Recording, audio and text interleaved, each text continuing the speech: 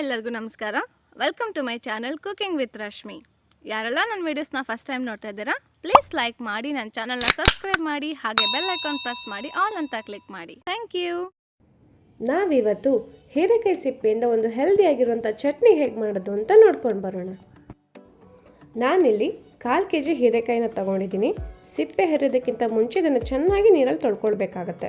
Usually ಎಲ್ಲರೂ ಸಿಪ್ಪೆನ ಕಸ ಅಂತ ಬಿಸಾಕ್ತಾರೆ, ಆದರೆ ಇದರಲ್ಲಿ ಹೆಚ್ಚಿನ ಫೈಬರ್ ಅಂಶ ಇರೋದ್ರಿಂದ ನೀವು ಇದರಿಂದ ಒಂದು ಹೆಲ್ದಿ ಚಟ್ನಿ ಮಾಡ್ಕೋಬೋದು, ತಂಬುಳಿ ಎಲ್ಲ ಮಾಡ್ಕೊಳ್ಬೋದು. ನಾನಿಲ್ಲಿ 1 ಕಪ್ ಆಗುವಷ್ಟು ಸಿಪ್ಪೆನ ಹೆರೆದಿಟ್ಕೊಂಡಿದ್ದೀನಿ.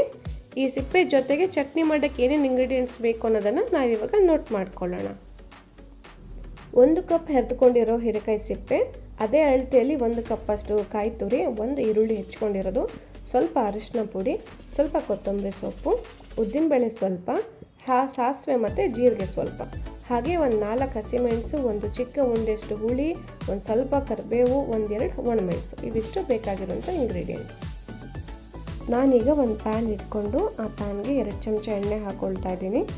ಎಣ್ಣೆ ಬಿಸಿ ಆದಮೇಲೆ ಸ್ವಲ್ಪ ಸಾಸಿವೆ, ಸ್ವಲ್ಪ ಜೀರಿಗೆ, ಸ್ವಲ್ಪ ಕರಿಬೇವು ಸೊಪ್ಪು, ಹಾಗೆ ಹೆಚ್ಚಿಟ್ಕೊಂಡಿರುವಂಥ ಈರುಳ್ಳಿನ ಹಾಕ್ಕೊಂಡು ಫ್ರೈ ಮಾಡ್ಕೊಳ್ಬೇಕು. ಈರುಳ್ಳಿನ 1-2 ನಿಮಿಷದವರೆಗೂ ಚೆನ್ನಾಗಿ ಫ್ರೈ ಮಾಡ್ಕೊಳ್ಬೇಕಾಗತ್ತೆ. ಈರುಳ್ಳಿ ಚೆನ್ನಾಗಿ ಫ್ರೈ ಆದ ನಂತರ ಹೆಚ್ಚಿಟ್ಕೊಂಡಿರುವಂಥ ಹೀರೆಕಾಯಿ ಸಿಪ್ಪೆ ಹಾಕಿ ಮತ್ತೊಂದು 2 ನಿಮಿಷ ಫ್ರೈ ಮಾಡ್ಕೊಳ್ಬೇಕು. ಹೀರೆಕಾಯಿ ಸಿಪ್ಪೆಯಲ್ಲಿ ಹೆಚ್ಚಿನ ಪ್ರಮಾಣದಲ್ಲಿ ಫೈಬರ್ ಇರೋದ್ರಿಂದ ನಮ್ಮ ಬ್ಲಡ್ಡಲ್ಲಿರುವಂಥ ಟಾಕ್ಸಿನ್ನ ಅದು ಹೊರಗೆ ಹಾಕೋದ್ರಲ್ಲಿ ಹೆಲ್ಪ್ ಮಾಡುತ್ತೆ. ಹಾಗೆ ಕಾನ್ಸ್ಟಿಪೇಷನ್ ತೊಂದರೆ ಇದ್ದವ್ರಿಗೆ ಇದು ತುಂಬ ಹೆಲ್ಪ್ ಆಗುತ್ತೆ. 1-2 ನಿಮಿಷ ಫ್ರೈ ಆದಮೇಲೆ ಒಂದು ಗ್ಯಾಸ್ ಆಫ್ ಮಾಡಿಕೊಂಡು ತಣ್ಣಗಾಗೋಕ್ಬಿಡಿ. 5 ನಿಮಿಷ ಬಿಟ್ಟು ನಂತರ ಇದನ್ನು ಗ್ರೈಂಡ್ ಮಾಡಬೇಕಾಗತ್ತೆ. ಈಗ ಮಿಕ್ಸರ್ ಎಲ್ಲ ತಣ್ಣಗಾಗಿದೆ. ಇದನ್ನು ನಾನೀಗ ಜಾರ್ಗೆ ಟ್ರಾನ್ಸ್ಫರ್ ಮಾಡ್ಕೊಳ್ತಿದ್ದೀನಿ. ಈಗ ಇದಕ್ಕೆ ನಾವು ಸ್ವಲ್ಪ ಕಾಯಿ ತೊಗೊಂಡಿದ್ವಲ್ಲ 1 ಕಪ್, ಆ ಕಾಯಿನ ಹಾಕ್ಕೊಳ್ಬೇಕು. ನಂತರ ಹುಳಿ, ಆಮೇಲೆ 4 ಹಸಿಮೆಣಸು ತೊಗೊಂಡಿರೋದು, ನಂತರ ಕೊತ್ತಂಬರಿ ಸೊಪ್ಪು, ಸ್ವಲ್ಪ ಅರಿಶಿನ ಪುಡಿ, ಹಾಗೆ ರುಚಿಗೆ ತಕ್ಕಷ್ಟು ಉಪ್ಪನ್ನು ಹಾಕ್ಕೊಂಡು ಅದನ್ನು ಈಗ ನುಣ್ಣಗೆ ಪೇಸ್ಟ್ ಮಾಡ್ಕೊಳ್ಬೇಕು. ನೋಡಿ, ಇವಾಗ ಪೇಸ್ಟ್ ರೆಡಿ ಆಗಿದೆ. ನೈಸಾಗಿ ಪೇಸ್ಟ್ ಬಂದಿದೆ. ನೀವು ಇದನ್ನು ಹೀಗೆ ಡೈರೆಕ್ಟಾಗಿ ಕೂಡ ಯೂಸ್ ಮಾಡ್ಬೋದು, ಅಥವಾ ಇದಕ್ಕೆ ನಾವೀಗ ಒಂದು ಸಣ್ಣ ಒಗ್ಗರಣೆ ಕೂಡ ಕೊಡ್ಬೋದು.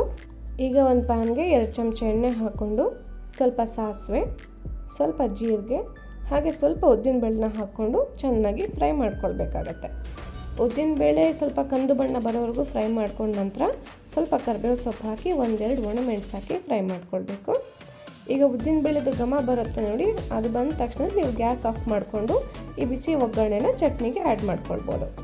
ಇನ್ಮೇಲೆ ಹೀರೆಕಾಯಿ ಸಿಪ್ಪೆನ ಕಸ ಅಂತ ಎಸೆದೆ ಈ ರೀತಿ ರುಚಿಯಾಗಿ ನೀವು ಚಟ್ನಿ ಮಾಡಿಕೊಟ್ರೆ ಮನೆ ಮಂದಿ ಎಲ್ಲರೂ ಖಂಡಿತವಾಗಿ ಸೇವಿಸ್ತಾರೆ.